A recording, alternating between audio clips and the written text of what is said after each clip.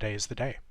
Um, Want to make sure that anybody who's interested gets a chance to see what the unboxing for the new ROG Xbox Ally X looks like, and ideally some of the first-time setup that we're going to go through as well. I know Tom Warren from The Verge had asked what the unboxing experience was like, since those who got early review models had to go through some interesting setup processes, a lot of updates. I do want to say, before we get too far into this, my name is Paul, go by State Nut City Online. Did pre-order the Xbox Ally X, but before we actually unbox it, a little bit of context will be important for comparisons today. Um, this is not my first handheld device. You may be able to see behind me, I've got a lot of different gaming paraphernalia. DS, 3DS, PS Vita have all been part of my handheld portfolio. And then when the Steam Deck launched, had to pick one of those up. This is actually the Steam Deck OLED, which I had upgraded to after selling the LCD model to one of my friends. Love the Steam Deck. Think it's fantastic. The ergonomics are great. Really love the kill switch case on these with that little bit of extra texture for the grip. But the primary issue at that point, probably I think it was about a year and a half, 2 years ago, was I was enjoying a lot of PC games that were not supported on the Steam Deck. Destiny 2, while it lasted, was an issue, so I did install Windows on it. Enjoyed my time with it, but yeah, the Steam Deck OLED hasn't been getting too much use, primarily because last year I had gone from the Steam Deck OLED and then upgraded pretty much about a year ago, almost exactly. I think it's been like a year and a few months to the ROG Ally X. I really enjoy the Ally X, minus one big caveat being ergonomics do not really work well for my hands. I do have some meatier hands, and I find that unfortunately this underside, the carriage here, doesn't do a good job. So the kill switch case really helps by having an extra texture, so my palms have a little bit more friction to hold on to for it. But I've been looking for something that would be a little bit closer to the Steam Deck, still be able to support especially eGPUs, since my goal is to replace desktop setups that my wife and I currently use with these handhelds, so that we have a single device that we can just dock to our desks here or down in the living room and be able to just have the same exact gameplay. Obviously, you can take advantage of things like cloud saves for a lot of games, but there are some issues that can come up with cloud saves not syncing properly. You'll also have the little bit of frustration for some older titles that don't support cloud saves at all, and you can work around that in some ways, but ideally we want to just have a single device each that becomes our primary place to game. We've both enjoyed Xbox, especially with things like Play Anywhere for a while, but as you can see from both the Steam Deck and then the Ally X, I've been primarily using Steam over the past year since I've been prepping to migrate away from Game Pass. Brings up that interesting question then, why the ROG Xbox Ally X? Primarily because of those chunky horns. So we're going to unbox today, go through a little bit of the quick setup process, and just give some quick impressions. Ideally, it's not going to be too difficult of a setup process. Automatically, though, this box lid is pretty well frictioned on. All right, we've got that funny little paper stand tucked up in the top. That's a nightmare. Those are super flimsy, didn't like it on the Ally. This so far seems pretty similar to the process for the last time. Got the device itself tucked in and some QR codes for quick start guides.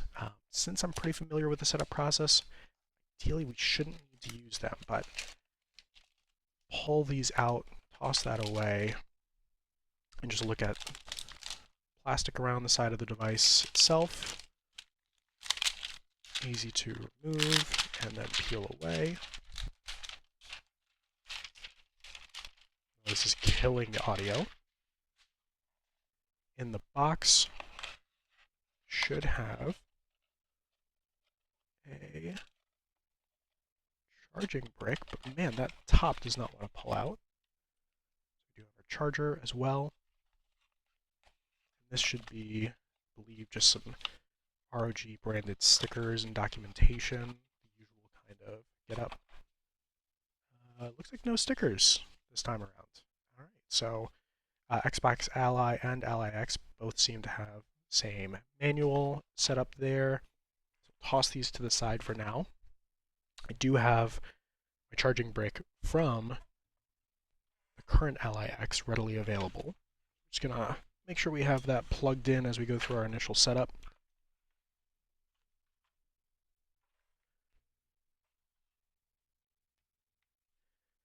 I will say, actually, just first impression before even turning it on, um, man, that feels like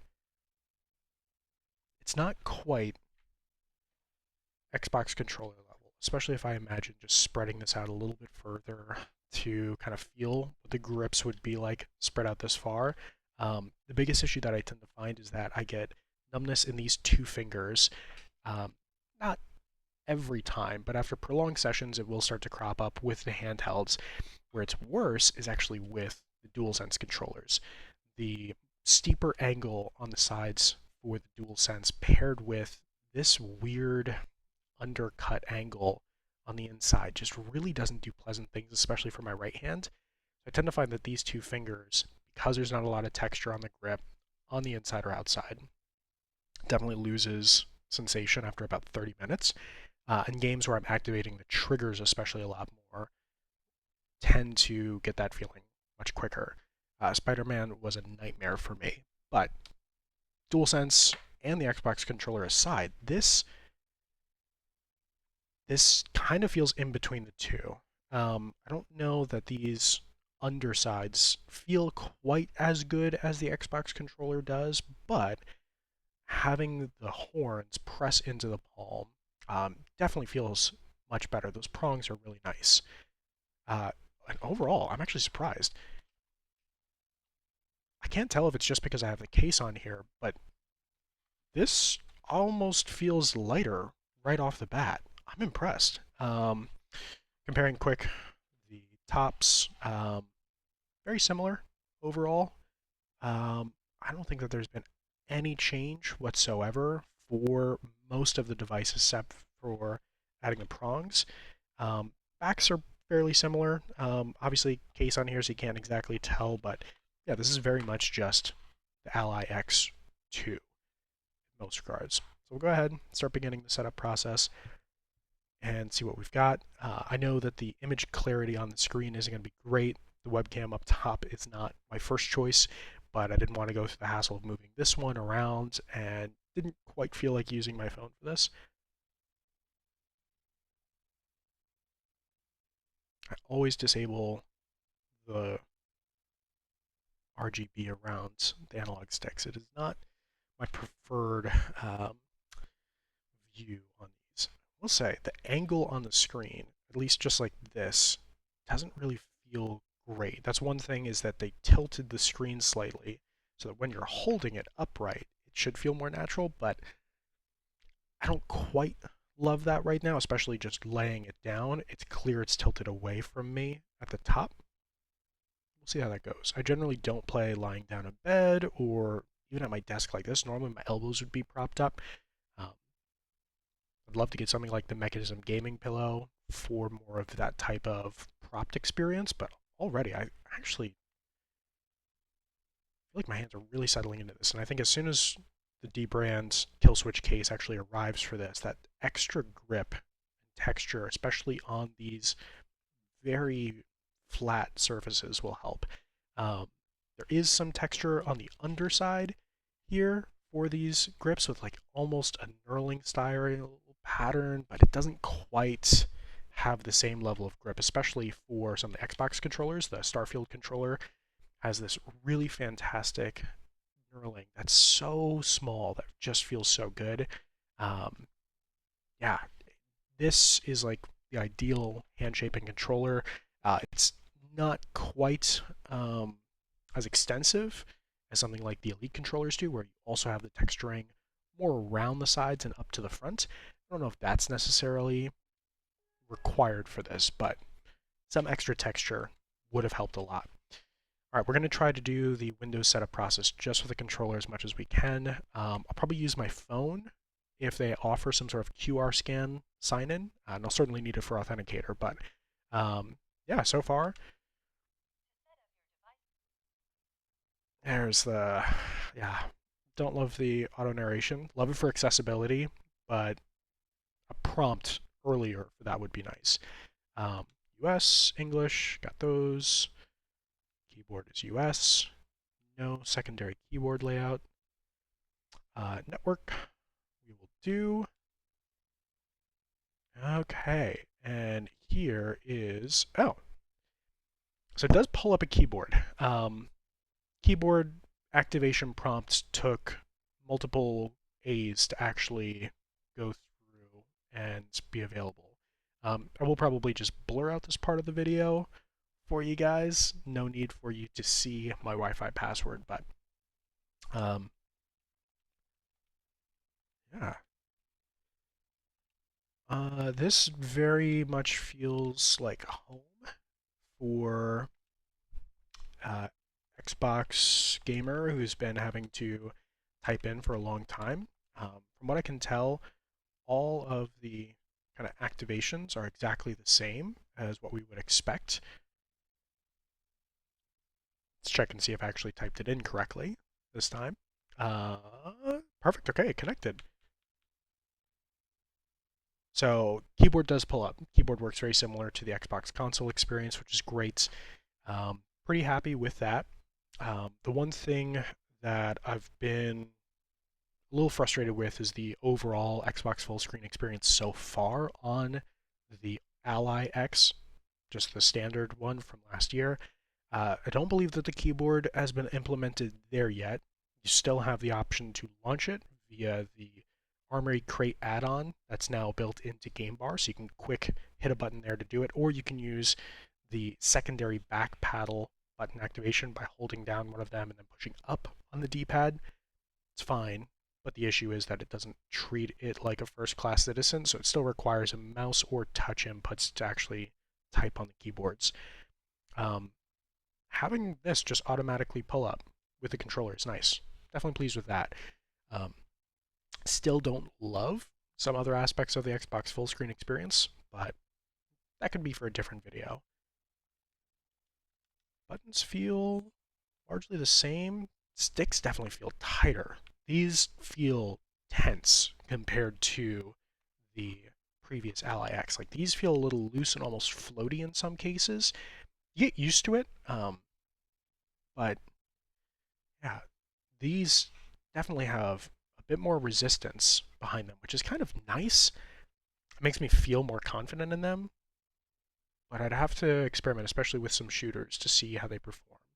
I typically run like a firefight match every night in Halo Infinite still.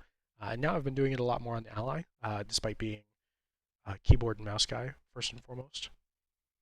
Okay, we've got our standard accept user agreements. That was specifically for Asus, though, as the device manufacturer. Device name.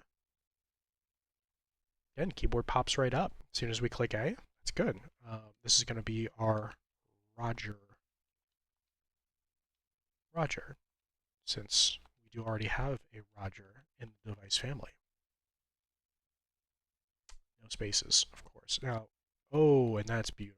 The bumpers do move back and forth, just like you would expect them to from typing it on an Xbox. Start is enter. So now we've got to go through the restart process because we just named the device. We'll wait for that to reboot. One thing while we're waiting for that, with the Ally X and the now Xbox Ally X, definitely recommend upgrading an SSD inside. I have a 4 terabyte currently inside of the last year's Ally X. I'm going to plan to actually remap this one and bring back in the old 1 terabyte one so my wife can use this one. This will be her device because she prefers the ergonomics of this. And then I will bring the 4 terabyte in this, and then we'll upgrade this one at some point down the road. I still don't recommend using any SD cards in any of the Ally devices for game storage. Photos, media, things like that, totally fine, but these still get really, really hot. I had an SD card in there before, and it was really hot to the touch, so I'd avoid that at this time.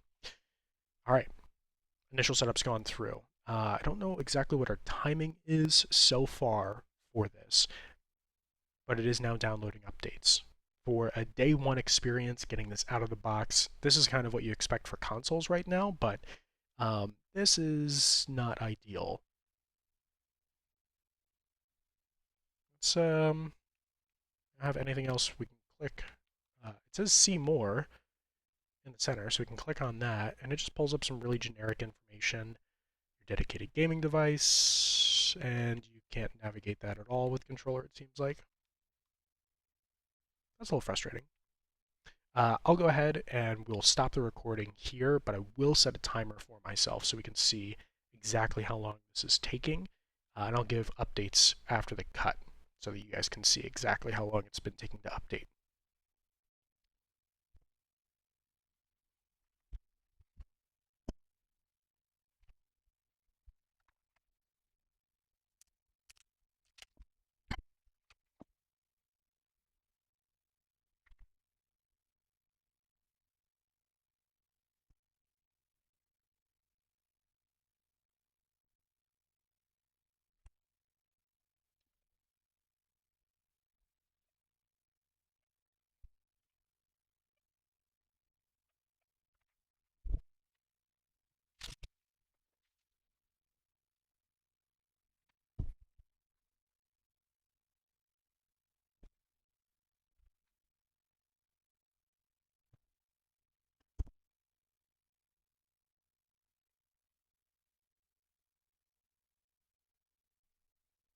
Okay, we are now at just about 13 minutes into the process, and the Xbox LAX is now just beginning its first reboot. It's possible there might be another reboot cycle as a part of the updates, but it took about 3 to 4 minutes to download the updates. Did a speed test after the updates were complete for downloading, just to check my speeds, and I'm hitting 930 megabytes down right now, so pretty decent speeds. That test was over Wi-Fi, so yeah, we're getting that for our Wi-Fi speed. Not sure exactly what the Xbox LX was getting, but updates were pretty chunky, and the install process took a while. So we'll see how long in total it takes after the wonderful Windows reboot process for updates completes.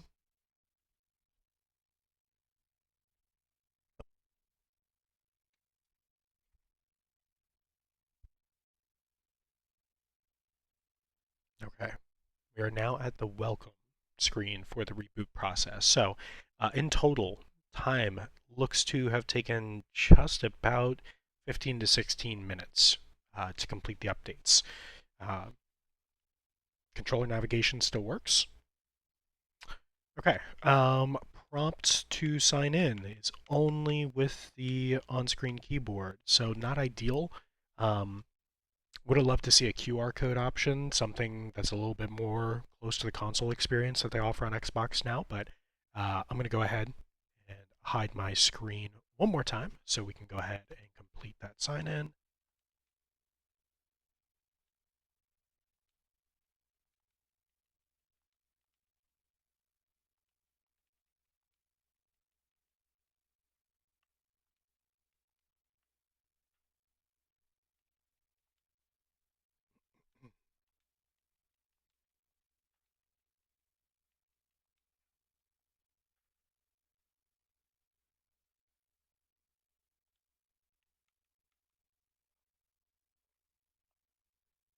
Okay, authenticator prompts. So depending on your two-factor authentication, you'll likely need to use a secondary device, but you can't use it primarily to complete the sign-in. Oh, and while that's going in the background, Authenticator is approved. Get this back up. There's now an Xbox pop-up in the middle of it. You can still use the controller to navigate it, so it is prompted as a first-class citizen there, which is nice. We'll go yes for our fingerprints. Set that up. Oh, no, and there it is. There is now a break in the process. Let's go ahead and see. Xbox button doesn't do its So you can do most of the setup process. This is very close to the last step too, from what I remember. Oh man, guys, you goofed. Oh, that's weird. You can open the command center over top of the Windows setup. I don't think that was supposed to happen because the other ones don't work.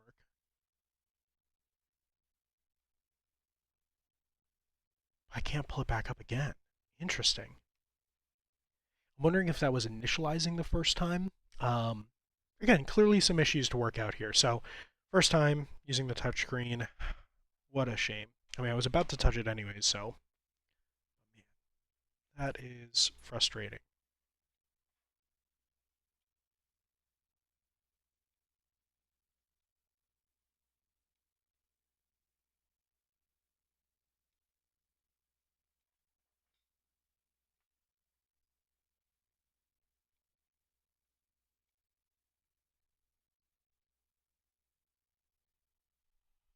Okay, fingerprint is set up. And as soon as we touched, we're back to navigation with the controller. All right, I'm gonna pull that away so I can set up my pin. Man, I did not exactly miss the process. Oh, and another break in flow. So once you have the first part of your pin entered and you go back, there is again a disconnect. So the cursor is not moving down to the next section. So I can go back to it, but I can't proceed to the next part. Oh, guys, that's bad. Come on. All right, more touch.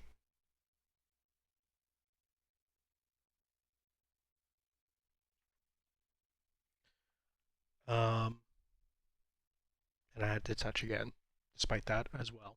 So even just touching doesn't reset the cursor activation, so you can move it with the controller again.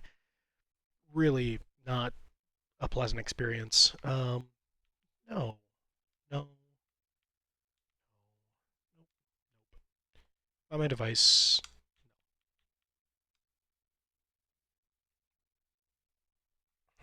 Okay. Um, so all in all, we have been going through the setup process for over 20 plus minutes now. From the unboxing starting, going through, booting up. This is quite a long process. The updates in particular were uh, weirdly console-like because you have to wait for them to download and install, like the new modern console experience. But yeah, it's a little disappointing. All right, there's now an ASUS prompts. I'm not going to show that on screen. Just going to keep that aside real quick. Uh, Mostly just skip those steps since I already have an ASUS account, but don't want to worry too long about the sign in and setup. And we are now done and launching into the Xbox experience. And first thing it prompts me with is signing into the Microsoft account, which I just did when setting up the device. Why are you making me do it again? Please stop. Microsoft. It could be valuable if you're a parent setting it up, but still, that ain't it, Chief. That's not the way to go. Okay? And now we're there. We are now in the Xbox full screen experience. I do want to check before doing the Game Pass Premium Redemption. I do want to check one thing as a kind of final step to the install process, which is how easy is it to get Steam set up? Okay, so Steam is pre-installed. Oh, that's huge. Steam is pre-installed. Just running updates for that now. That's a really interesting caveat by Xbox to make. Interesting. Okay, it looks like it also didn't pull in Windows settings from my other devices, so it's not in dark mode, it's in light mode instead. Not a huge issue, but kind of interesting there. So while Steam is doing its thing in the background, just check the library settings there.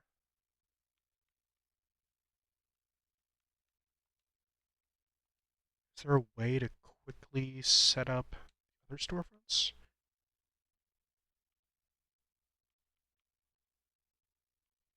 Exactly.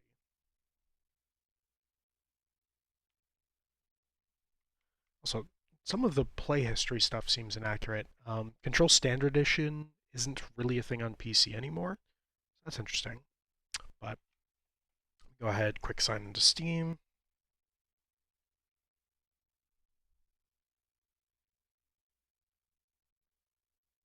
At least Steam lets me use a QR code to make that easy.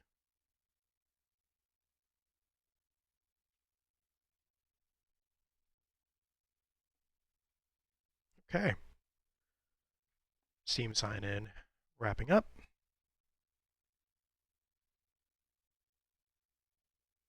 Maybe. There we go.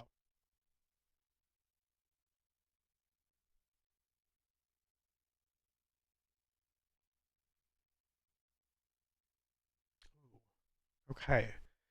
So even though Steam is pre-installed, they don't have Steam pre-configured to launch into big picture mode. So a little bit of an interesting circumstance there to have it go that way. So they basically require you to use touch or a separate interface to be able to engage with Steam. Don't love that. Let's see how quick and easy it is to switch to our desktop mode. It's not terrible, but definitely not preferred. There we go.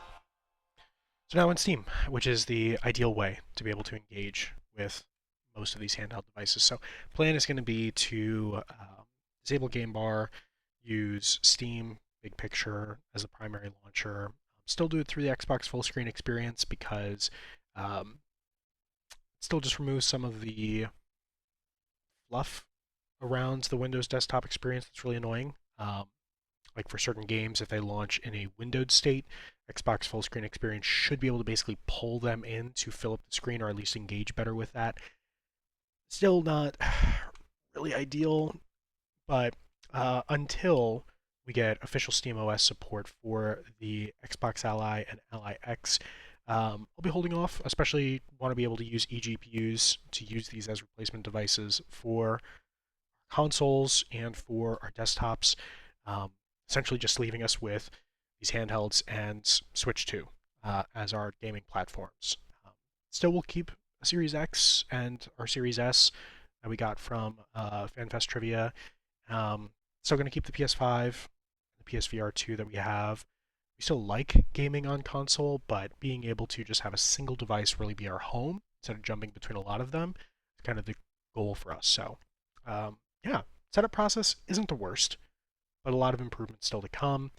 My biggest thing is going to be looking to see if Microsoft, broadly speaking, does the right thing to prevent Steam from being a second class citizen on these devices. Right now, the biggest issue I have is that Steam guide button cords are essentially completely broken. By pushing and holding the Xbox button, you can still activate them like this mouse mode, which is super convenient. But the issue is that as soon as you do that, it still is going to pull up the overlay. So it's not really the right move. I'd love to be able to see, just like they do with Game Bar, an option to disable the Windows task view from being pulled up entirely and make sure that Steam gets to kind of live as it does with the guide button cords properly restored and enabled. Otherwise, I will be bailing on Windows, short of some major overhauls by Microsoft, and using this with SteamOS as a better ergonomic option for the improvements there. But that is the setup process. Apologize for the longer video. For those of you who are looking at comparisons, I will try to ideally post some where I can. It's not going to be my focus. I don't have a lot of time for that. But yeah, we'll see what we can do with the Xbox Ally X comparing it to the original Ally X, to the Steam Deck, see if we can get SteamOS on here in a better state, and run some comparisons where we can between those devices to see where performance really lines up. But God bless, and I hope you guys have a wonderful day.